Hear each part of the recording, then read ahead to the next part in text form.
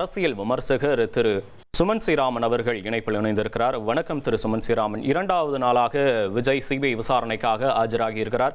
இன்றோடு விசாரணையை சிபிஐ அதிகாரிகள் முடித்து விடுவார்கள் நம்ம எடுத்துக்கலாமா, இல்ல மீண்டும் தொடரும்னு எப்படி பார்க்கலாம்? இல்ல, என்னுடைய எதிர்பார்ப்பு இன்னியோட முடிஞ்சிருக்கும். எப்பவுமே இது ஒரு அடிக்கடி நடக்கக்கூடிய ஒரு விஷயம். என்னன்னா, ஒருத்தர்கிட்ட ஒரு வெர்ஷன் வாங்கியிருப்பாங்க, அது மற்றவர்களோட வெரிஃபை பண்ணிட்டு அதை அவரை திருப்பி கூப்பிட்டு அதை பற்றி விசாரணை நடப்பதுங்கிறது இதுதான் முதல் முறை அல்ல, அடிக்கடி நடக்கக்கூடிய ஒன்று. சோ இது என்னை பொறுத்த வரைக்கும் இன்றுடன் திரு விஜயுடைய குவெஸ்டனிங் அப்படிங்கிறது முடிந்துவிடும். அவர் எசென்ஷியலா இந்த கேஸ்ல ஒரு விட்னஸ் ஆகத்தான் கருதப்படுகிறார், ஒரு சாட்சியாகத்தான் கருதப்படுகிறார், சாட்சியாக கருதப்பட வேண்டும். ஏன்னா அவரை பார்க்க வந்த கூட்டம், அவர் தான் அந்த வேன் மேல இருந்து பேசிட்டு இருந்தாரு. அதனால இது எதிர்பார்க்கப்பட்ட ஒன்று. என்னுடைய எதிர்பார்ப்பு இன்று மாலைக்குள் இது நிறைவடையும் அப்படிங்கிறது தான் எதிர்பார்ப்பு.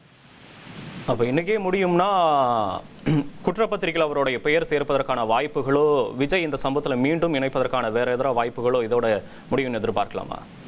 அதை உறுதியா இப்ப சொல்ல முடியாது. ஏன்னா இது என்ன, அவர் என்ன சொல்லியிருக்காரு, மற்றவங்க என்ன சொல்லியிருக்காங்க, ஏதாவது முரண்பாடுகள் முன்னும் பின்னும் இருக்கிறதா, இதெல்லாம் தெரிந்தால்தான் அவர் குற்றப்பத்திரிகையில் சேர்க்கப்படுவாரா இல்லையா அப்படிங்கிறது.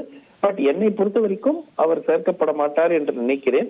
ஆனாலும் அதற்கு உடனடியாக ஒரு குற்றப்பத்திரிகை நாளை காலையில குற்றப்பத்திரிகை தாக்கல் செய்யப்பட போவது இல்லை. சோ அதனால இன்று என்ன நடக்கும், நாளை என்ன நடக்கும்ங்கிறது எதிர்பார்ப்பு. இன்று மாலைக்குள் இந்த விசாரணை முடிந்து தேவைப்பட்டால் மீண்டும் அழைக்கலாம் என்றுதான். எப்பவுமே அது ஒரு ஸ்டாண்டர்ட் லைன் இருக்கும். ஏன்னா புதுதா ஏதாவது எவிடன்ஸ் அதை பத்தி கேட்க வேண்டியது இருக்கும். அதனால தேவைப்பட்டால் மீண்டும் மீண்டும் உங்களை அழைப்போம் அப்படிங்கிற மாதிரி சொல்லிட்டு அவரை இன்னைக்கு மாலை இந்த குவெஸ்டனிங் முடிஞ்சிரும்னு நினைக்கிறேன். இப்ப இந்த என்டிஏ கூட்டணி ஓரிரு நாட்கள்லாம் இறுதி செய்யப்படும்னு சொல்லிட்டு வரக்கூடிய நிலையில இது ஒரு வகையான அரசியல் அழுத்தமா இருக்குன்னு கூட எதிர்கட்சிகள்லாம் ஒரு குற்றச்சாட்டெல்லாம் முன்வைக்கிறாங்களே, இதை எப்படி எடுத்துக்கலாம்? நான் இதை ஒரு அரசியல் அழுத்தம் என்று நான் பார்க்கவில்லை. நான் பார்ப்பது ஜனநாயகன் டிலே பண்றதுல ஒரு அரசியல் நோக்கம் இருக்கலாம், அது வேறு விஷயம். ஆனால் எனக்கு இந்த சிபிஐ என்கொயரியில விஜயை அழைத்து அது நிச்சயமா அவரை ஏதேனும் பிரச்சனை செய்தார்கள் என்றால் அது நிச்சயமா தேசிய ஜனநாயக கூட்டணிக்கு எதிராகத்தான் மாறும். சோ அந்த அளவுக்கு முட்டாள்தனமாக அவர்கள் செய்வார்கள் என்று நான் எதிர்பார்க்கவில்லை.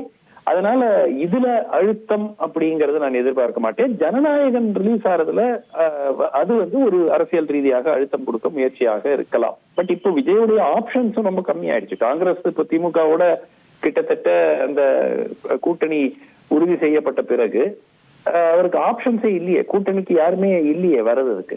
அதனால நிச்சயமாக அவர் ஒரு கூட்டணியை நோக்கி செல்வதென்றால் அதிமுக கூட்டணியை நோக்கித்தான் செல்ல வாய்ப்பு அப்படிங்கறத நம்ம ஒரு எக்ஸ்டர்னல் அப்சர்வரா அப்படிதான் பார்க்கணும். 1,25,00,000 மனங்களை வென்ற தந்தி டிவி யூடியூப் சேனல். தவிர்க்க முடியாத தம்ப்நெயில்ஸ், கலக்கலான கான்டென்ட்ஸ். நீங்களும் இந்த குடும்பத்தில் இணைய இப்பவே சப்ஸ்கிரைப் பண்ணுங்க. அசுரபலம் கொண்ட எங்கள் டிஜிட்டல் கரங்களில் உங்கள் விளம்பரங்களை சேர்க்க வாட்ஸ்அப் பண்ணுங்க.